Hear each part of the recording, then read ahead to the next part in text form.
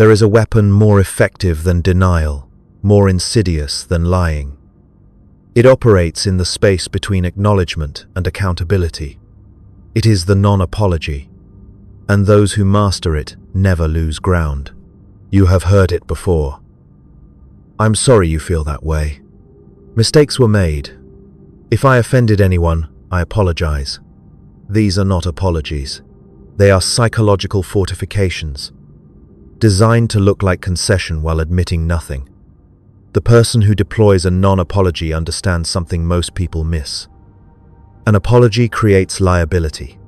A non-apology creates confusion. And confusion is control. The mechanics are precise. First, the appearance of remorse without the substance. Second, the inversion of responsibility. The focus shifts from their action to your reaction.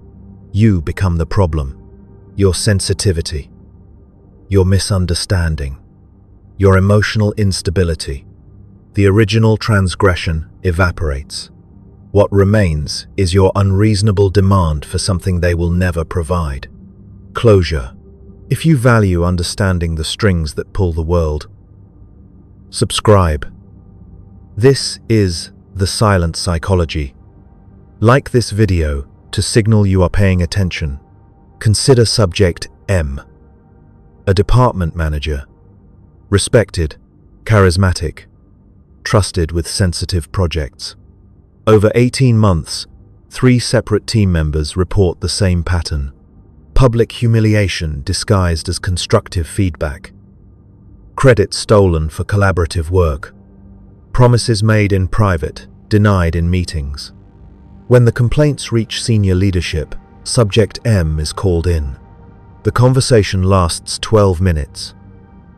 Subject M emerges with their position intact. The official statement reads, "We discussed concerns and have committed to improved communication moving forward.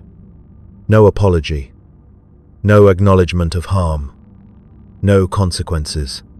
Within 2 weeks, one of the complainants resigns. The other 2 stop speaking up. Subject M continues as before, with one addition.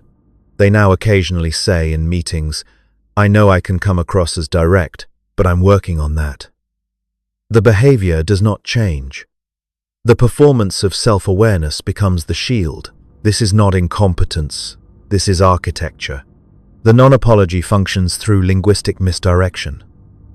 It borrows the social script of reconciliation without fulfilling the contract. The brain recognizes the shape of an apology, the tone, the pause, the facial expression, but the content is hollow. This creates cognitive dissonance. You know something is wrong, but you cannot articulate why. The form was correct.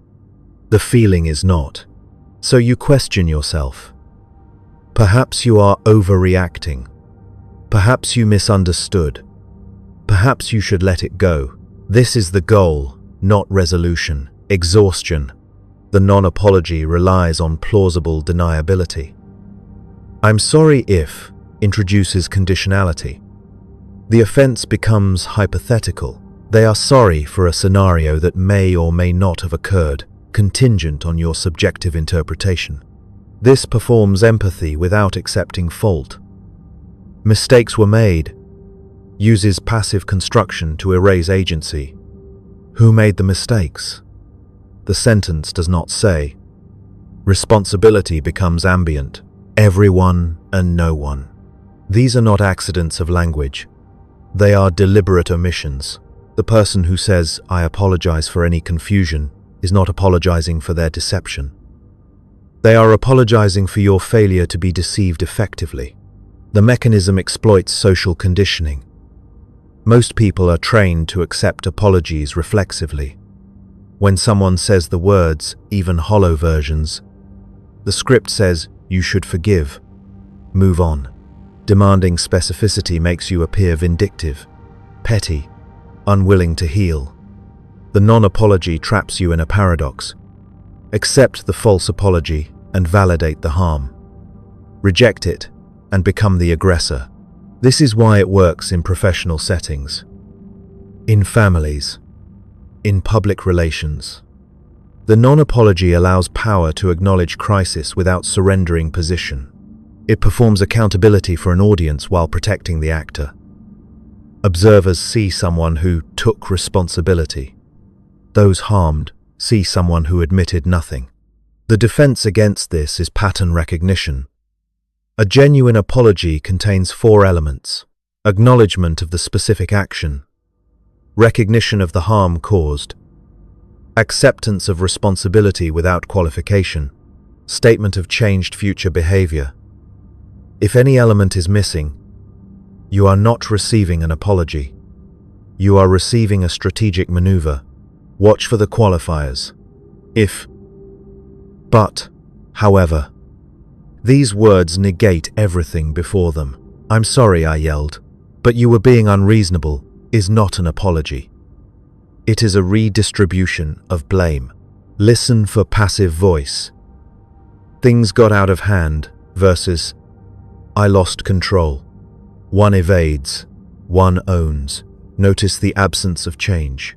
Apologies without altered behavior are simply words. If the pattern continues, the apology was a placeholder, a way to buy time, a way to reset your expectations without modifying their actions.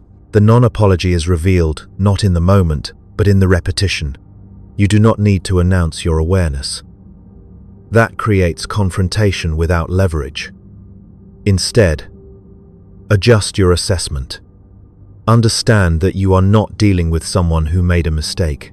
You are dealing with someone who believes mistakes are for other people. Your response should not be emotional.